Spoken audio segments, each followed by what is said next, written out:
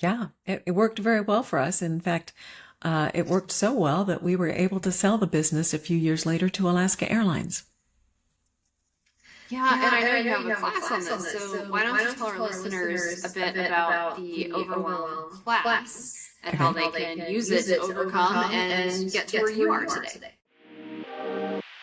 Welcome to Inspiration Contagion, where we spread inspiration one story at a time.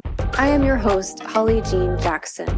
Each interview spotlights transformational business leaders, their stories, challenges, and advice for how you too can lead yourself and others through inspiration. Learn how you too can achieve peak performance, build more revenue, and lead the legacy you were meant to lead. Right, welcome to episode 107 of Inspiration Contagion. This week I have a very special guest with me. Her name is Ral West. She is the founder of Ral West Living the Dream and the creator of a course for entrepreneurs called Overwhelm. Create a smooth running business with less stress. Don't we all want that? I certainly do. Ral West is not your average entrepreneur. She's a seasoned professional who has been a business owner and a manager for over 40 years. Ral has valuable experience in scaling businesses and mastering the art of effective systemization. Ral honed her business acumen with real-life experience. She is a master at the practical implementation of business theories to create effective processes that transform businesses and multiply success. Respected in both the tourism industry and multi-family real estate circles, Ral is recognized for her founding successful businesses, authoring courses, and contributing to various boards, while also being a philanthropist and dynamic speaker. That's quite a background. I'm super excited to have you here. Welcome, Ral. Thank you so much, Holly. It's wonderful to be here. Yeah. All right. Well, let's dive right in. I want to talk about what makes you an inspirational leader, or what would you say to our listeners is your secret sauce? I think my secret sauce is, for one thing, I am committed to lifelong learning. So I'm always improving myself and always adding knowledge to, my list of experiences, and I implement what I learn. So there's a one thing to just absorb knowledge, and it's another thing to actually use it. And I think that that's what I'm really, really good at. Execution. Oh my goodness. There's so many people out there who, I think you recently also went to a Tony Robbins event. So you can go and be profoundly moved by something a speaker shares or read a book, and you know in your core, in your intuitive body that you need that thing. But there's so many people out there that don't execute, and they stay stuck. And then months, years, decades go by, like, oh gosh, I remember that moment, and I missed the train. So that's pretty amazing secret sauce. And I guess my follow-up question to that is, what inspired you to hone that skill and create and dive into that execution? I'm not sure. I think I've always been that way. But I know that the really pivotal example of that was in 1994. We had lunch with Robert Kiyosaki at a hotel on the Big Island near Kona, and he recommended that we read a book. And we immediately went to the bookstore that afternoon, bought the book, started reading it. A few days later, we were back home in Anchorage, Alaska, and it's like, okay, this is what we're going to do. Now, boom, ba boom, ba boom, ba boom. And, the staff was just like, okay. And at the same time, I was back in college because earlier in my life, I had been a college dropout when I was like 19. And later I decided I wanted that degree. I didn't need it for career advancement at that point because we already had our own business and it was quite successful. But I just wanted that degree. So I enrolled in a degree completion program, and it was nighttime classes mostly with other mid-career professionals. And we would have these classes and talk about business theory. The degree was in organizational management. And so invariably, the morning after I had one of these nighttime classes, I would come to the office and say, guess what I learned last night? And this is what we're going to do now. And the managers and the staff would just go, oh my God, Ral, again, what is it now? But it was exciting. It was really thrilling to be able to learn something that I could put to use in my own little laboratory, my business. I like that. It's funny. I use that analogy with my clients a lot of the business laboratory and the marketing laboratory and how we need to be our own scientists and test new hypotheses and experiment with things. So, yes, first of all, if you're going to take a class, you're going to read a book. Why on earth would you not then take action and implement it? So listen to Ralph's secret sauce and take action today. If you hear something we say today that Ralph says, do it. Just make it happen. Otherwise, you're going to be stuck and we're going to be in the same place later. So on that, I want to ask you, what does inspiration mean to you? Wow, inspiration. Well, I think other people inspire me with their stories of success or overcoming challenges. So, we get inspired by those examples, and inspiration can also come from within. We can be inspired to reach our full potential. Sometimes we just need to tap in and listen to the voices from on high, whatever it is that you believe in as the great spirit or whatever, and realize that, that there's more to life than just this, and we can keep striving and reaching and growing, and there really is no limit. So I'm inspired by the possibilities. You guys, in case you didn't hear that, there's no limit. So if you're seeking to get permission from somebody and you didn't hear that, Ral and I give you permission. You don't need it from us, but there's no limit. Why are you getting in your own way? I love that. It's a great reminder also that inspiration that's sustainable, in my opinion, and authentic comes from within. We can borrow inspiration from others to start seeking that within. But I would encourage our listeners to get quiet and figure out what inspires you from within. And if you need to borrow that from people like Ral and her experience and her journey, her stories, that's a great place to start finding that spark within yourself. But don't stop there. Find what works for you within. So we're going to shift a little bit, and we're going to talk about peak performance. And given your background, I'm excited to hear some of the stories you're going to share. We're going to start with how would you define peak performance, and how did you arrive at this definition? I haven't given a whole lot of thought to peak performance. I think I hear about it a lot when it comes to athletes, and I've never considered myself much of an athlete. But in business, I think peak performance is about, doing your very best all the time. And again, going back to what we just talked about, not limiting yourself and striving for not perfection, but excellence. Because, perfection is one of those fleeting things that, you might have it for a second and then it's not there. So that's not the goal. But really doing your best and striving for the most excellent outcome you can achieve, the most excellent commitment to a goal. All of that is a part of peak performance. I love that. And what's kind of interesting is Ral just said she hasn't given much thought to peak performance until I asked her this question, which is kind of interesting because she's been incredibly successful in her businesses and her career. But we might just call it something different. But I do love this redefinition of striving for excellence and not perfection, y'all. And this has come up recently this week with quite a few clients and people in my network, in my world, of this obsession with making mistakes or fear of failure or feeling like we need to be quote unquote perfect or quote unquote normal. And when we put ourselves into that corner of that pedestal of perfectionism or trying to be quote unquote normal, we're not authentically ourselves. And so we actually are completely out of alignment with the possibility of peak performance when we're completely inauthentic.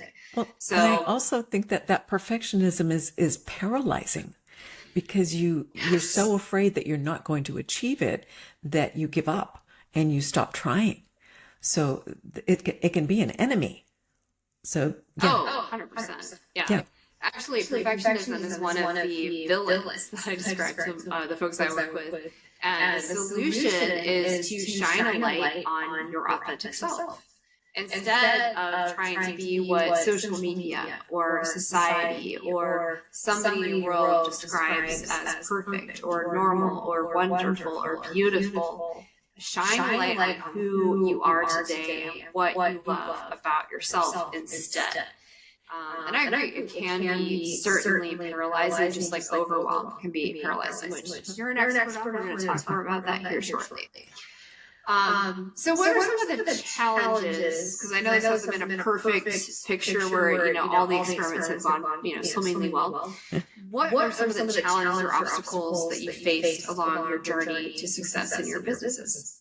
Well, you just mentioned it, that overwhelm early in the life of our business. Or I'd say actually, up to the first dozen years or so, we were so consumed by the business that we barely had time for anything else in our lives, even each other. Because I'm talking about my husband, because he and I were partners in the business. And, our family life suffered, our relationship suffered, my health suffered. I was overweight and out of shape. I didn't take the time to exercise because I don't have time. I don't have time to go to the gym. I don't have time to do that. And so that was a huge challenge. And it was, getting that book that Robert Kiyosaki recommended and diving into creating systems that paved the way for getting out of the overwhelm. So that was one of the first really big lessons in overcoming that challenge of being an owner operator instead of just being an owner of the business. So it took us a while because there's lots to it. It's not that simple to just say, snap your fingers and, oh, I've got all the systems that I need. So there was lots of trial and error. And again, you're not striving for perfection, but you are striving for improvement. So you can always get better. And we worked at it, and it took about 5 years. And at the end of the 5 years, we had done enough laying of the foundation in our business so that we could step aside and let Chief Operating Officer and Chief Financial Officer run the business for us. But we didn't just totally step away, because we had in place these systems, the measurements, the data tracking, the reports. So we knew exactly what was going on with the business, whether we were there or not. Yeah, and this is such a interesting thing to talk about today, just with all of the things that I've seen recently with small business owners in the market. And the overwhelm is because a lot of small business owners have ultimately created a job for themselves versus actually a full business. And we don't make the space to work on the business, and we're just working in the business. We're just delivering. We're not able to scale that. You hit this capacity threshold, and that's where you start feeling the overwhelm and the burnout.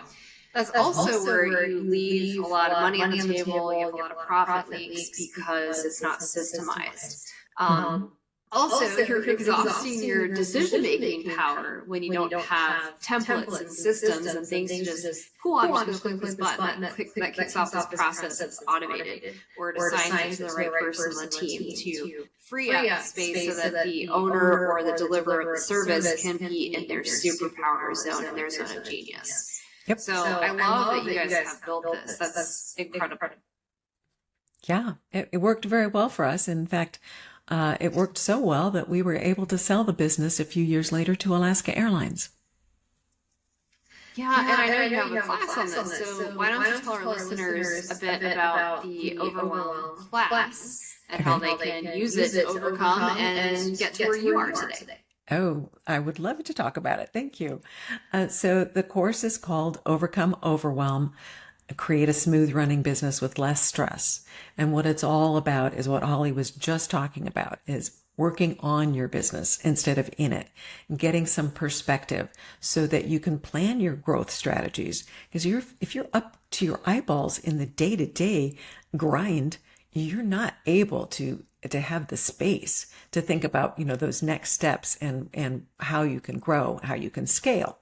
And that's incredibly important. So the course goes through 6 principles that I didn't create the principles. I sort of discovered the principles when I looked back at all 40 plus years of my entrepreneurial career and tried to discern which things were the ones that gave us the biggest edge.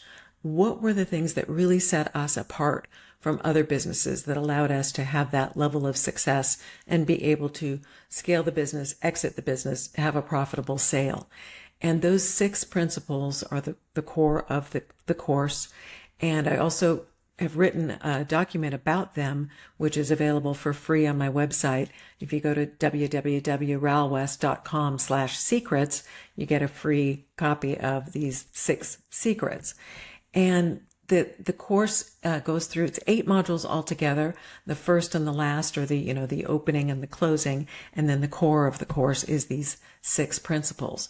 So we talk about, of course, creating systems and how to use data and measurements to track your performance and grow the business with statistics, and also using leverage, building your corporate culture, establishing a very strong team, and making sure that you're delivering world-class customer service.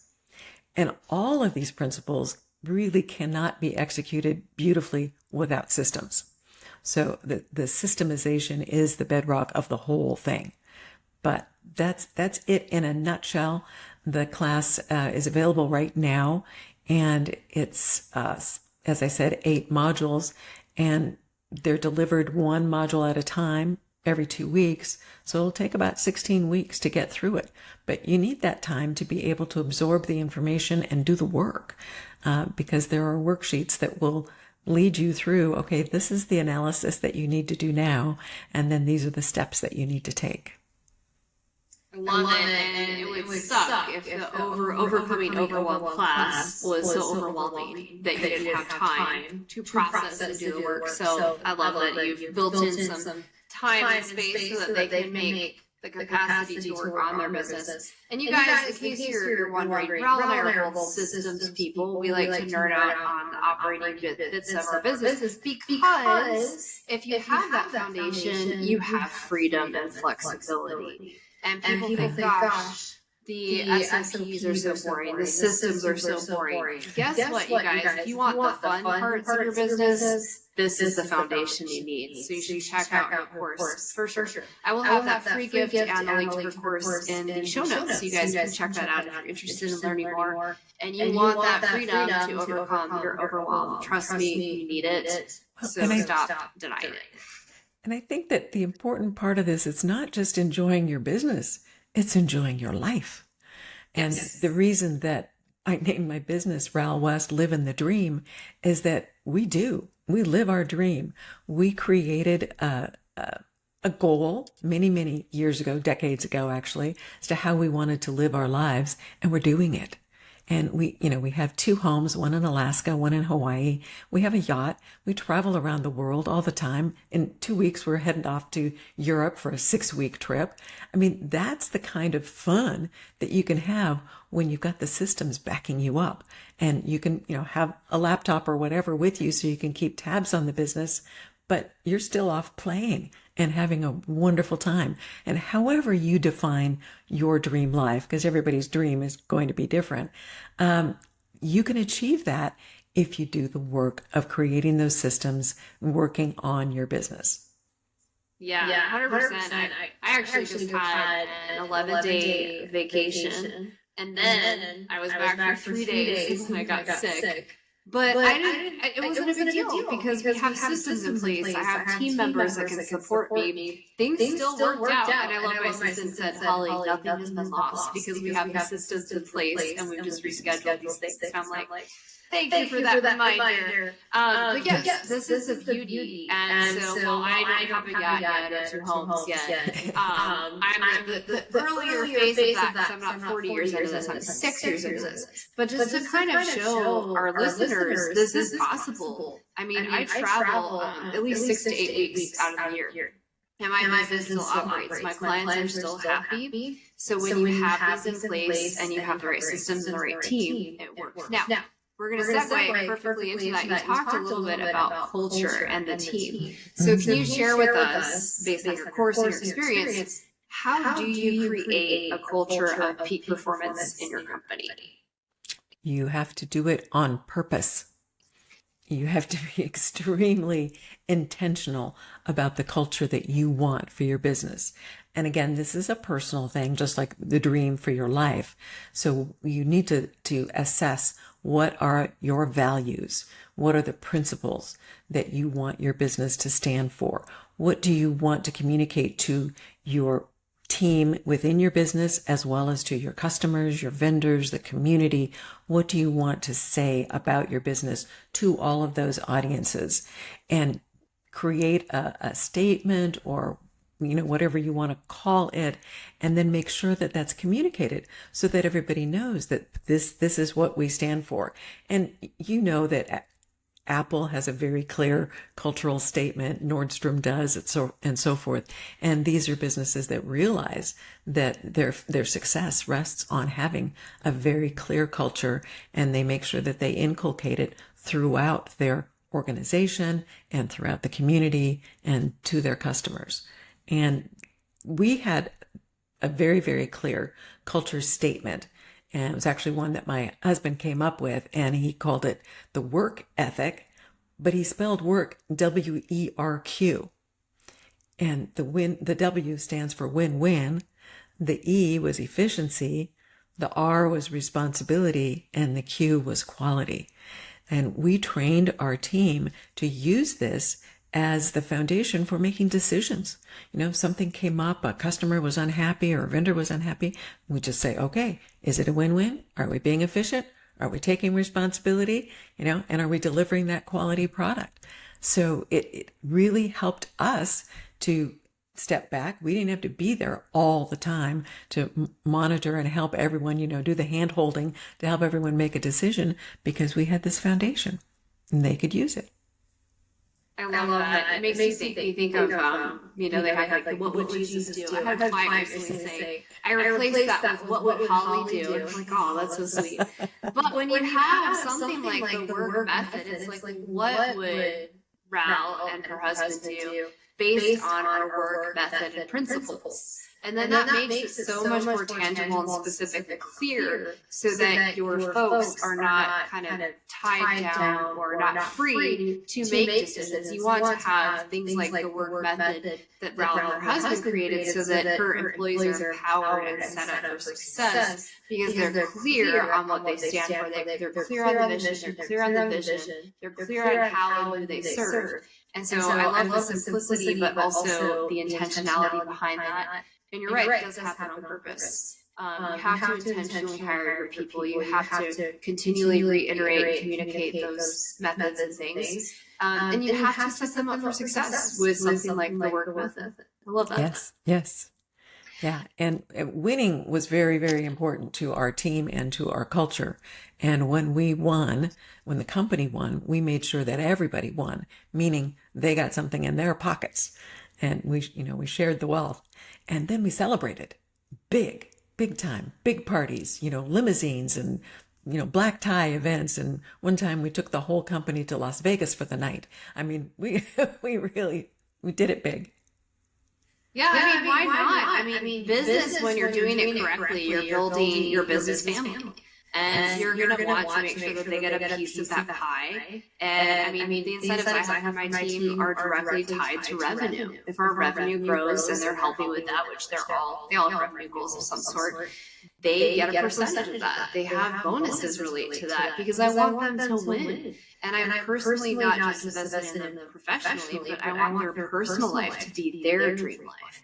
Yes. And so when we create those wins and we celebrate together, it creates such a special bond and connection. And it's going to help you retain your employees, which gets to my next question. How important is the employee experience related to peak performance, and how did you instill this in your business? It's everything. It's very, very tied to success. And as you just said, the longevity of each employee. I mean, we had people with us for over 20 years, and we only had the business for 25. So, it was pretty much, they'd probably still be with us if we still had the business, but, we sold it and it closed down because the Alaska Airlines didn't continue operating our little business. They just absorbed our market. But, we actually, referred to ourselves as the Hawaiian Vacations Ohana.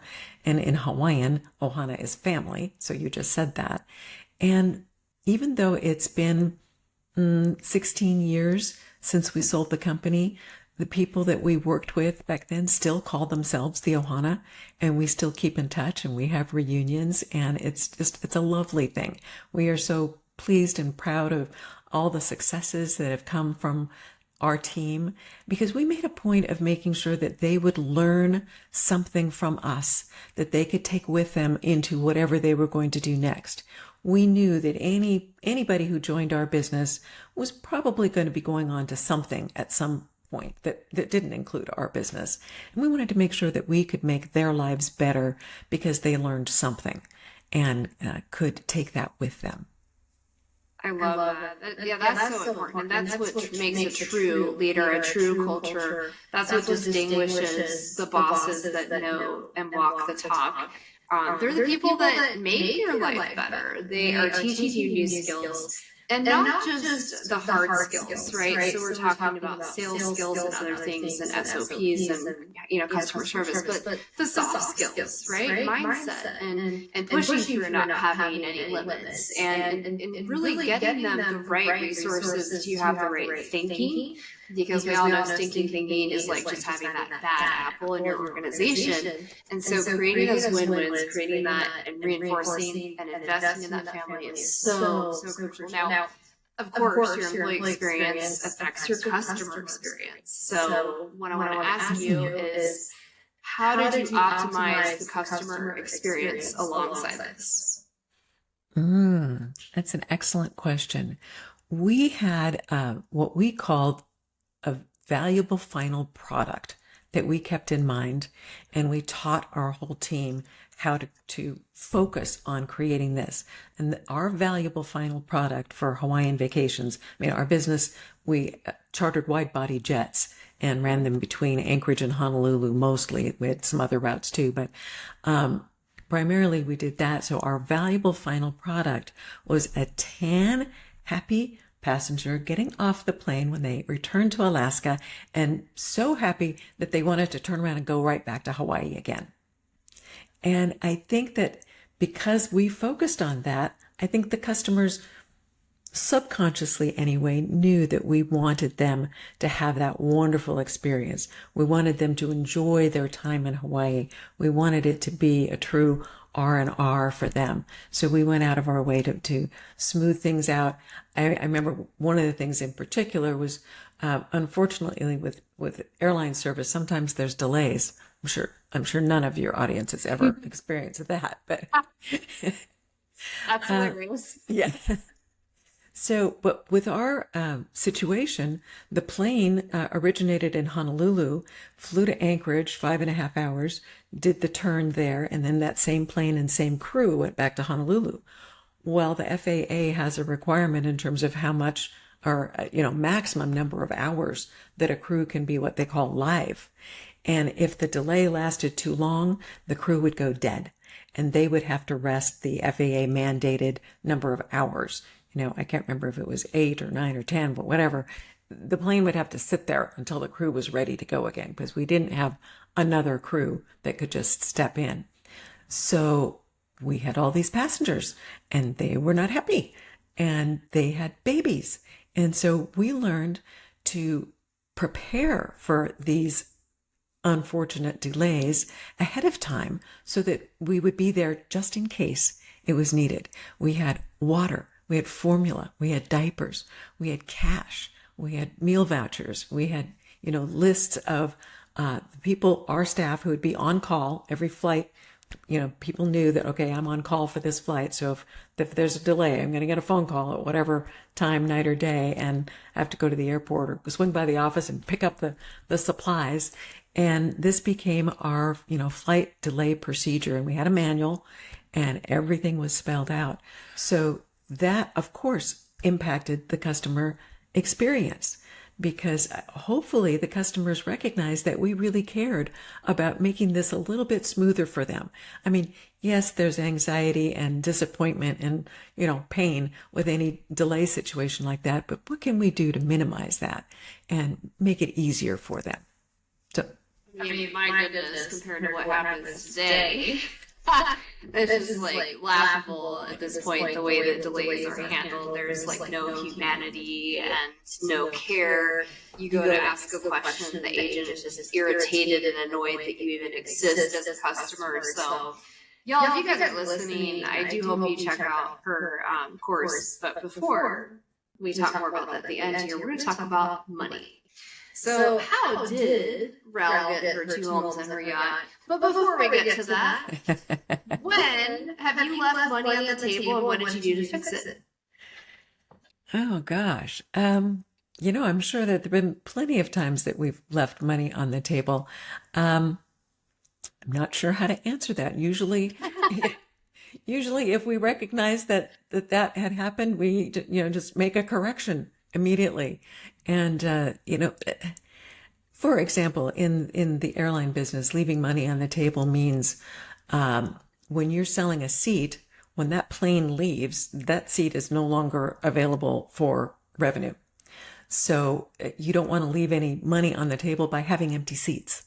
You also don't want to leave any money on the table by selling seats too low if it's a high demand period. So there are many times that, that happened. It's like, oh, we underestimated the popularity of a particular date.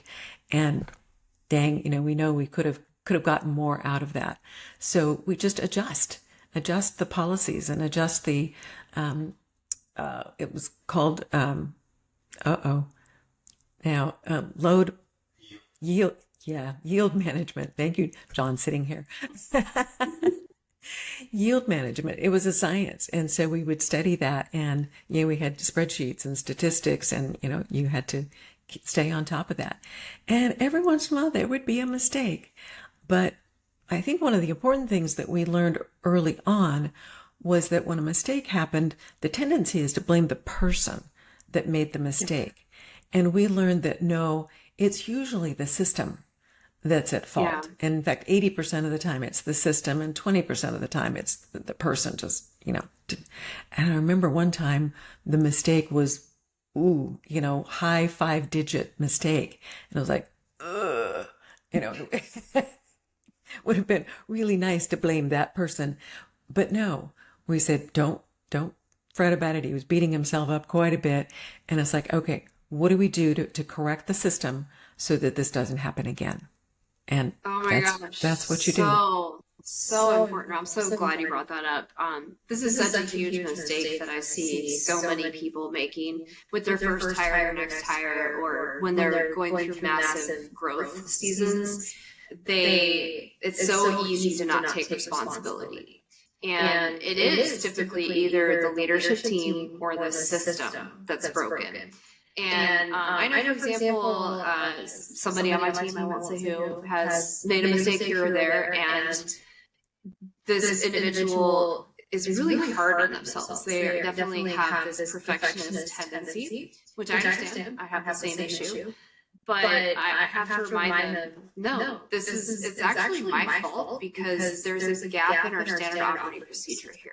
And then I'm like, how about instead of blaming a person, let's look at how we fix this and prevent this ever happening in the future. Let's see what we can do to plug this profit leak so that it doesn't happen again. So it's instead looking at how do we make sure we never, leave money on the table again or lose that profit versus blaming. Because blaming never leads to anything productive. So important. Yeah. Right. Yes, exactly. And yeah, it's very important to just focus on the system. And if you've got good people, they'll appreciate that because they will appreciate that you didn't beat them up for their mistake. Oh, you do, you're going to lose them too. So, yes, and then you're going to create trust. And that's not a win-win.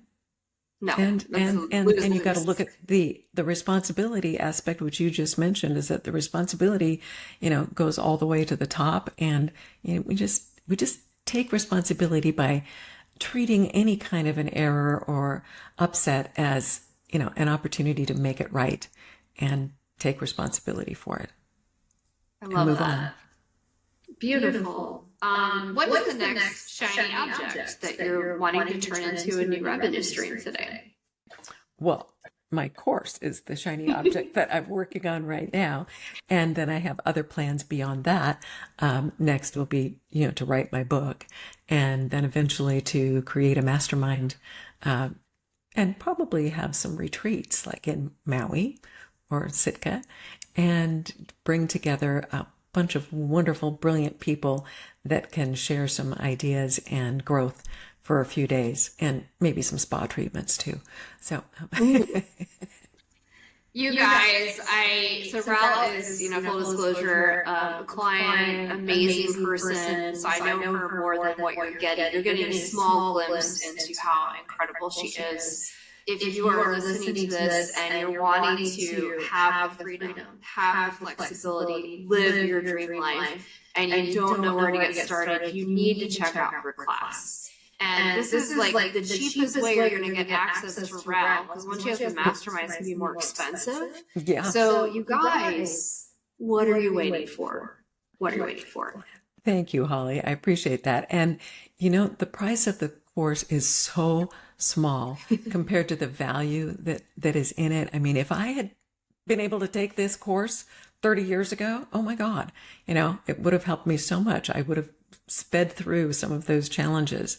But what I'm doing is taking all of those learning experiences, all of those mistakes, and handing them to people so that, here, learn from this, and you can do it without spending the thousands of hours and hundreds of thousands of dollars having this learning experience yourself. Yeah, you guys, in case you didn't get the message here, if you're looking for having your 2 dream homes, your yacht, your dream life, whatever that is, saving your marriage, saving your family, on a silver platter, instead of taking all the years of time that she and her husband put into this, sign up. So make sure you check that out. It's in the show notes. It'll be in the YouTube notes. So there's no excuse. Hit pause and do it. We're going to wrap up this amazing chat round. I'm going to ask you 2 more rapid fire questions. What is the best one piece of advice you would share with our listeners today? Never give up. Love it. You have to be persistent, and you have to believe in yourself. So that goes hand in hand. Believe in yourself, believe in the value that you can provide, and don't give up. And it's easy to get discouraged, but it's a mistake to get discouraged. You have to be persistent. Beautiful. And what's the legacy you wish to leave behind? I want so many people to have the life that they truly want. That just warms my heart to think about people enjoying their lives. I hate seeing people slaving away and being overburdened and overstressed, exhausted. There's just no reason for it. There's a way out of that. And I would dearly love to have my legacy be hundreds, thousands of people saying, thanks to Rel, my life is beautiful. And I can't wait to come to your mastermind and these retreats. It sounds fun. Oh my goodness. Magical stuff. Absolutely. It's going to be top drawer. You know what? I'll bring some people too. It'll be fun. Amazing, Rel. Thank you so much for making the time. I know you travel a lot. You walk the talk of living your dream, and your family's a huge part of that prioritization. So thank you so much for sharing the time to share these valuable lessons and insights with our listeners today. Thank you, Holly. It's been great, and you're a wonderful host. Thank you. All right, to our listeners, again, make sure you take action that matches the size of your dreams, as well as if you love this podcast, please share it out with lots of people so we can help Rel achieve her legacy, share this important message with many people, subscribe to us on YouTube, and of course, if you loved it, give us 5 stars. All right, we'll see you on our next episode of Inspiration Contagion. Thank you. Thanks, Holly. Thank you for joining the show today. I hope you were inspired. More importantly, I hope you take action. If the show inspired you, I ask that you subscribe and share it with your network. Let's spread inspiration together today.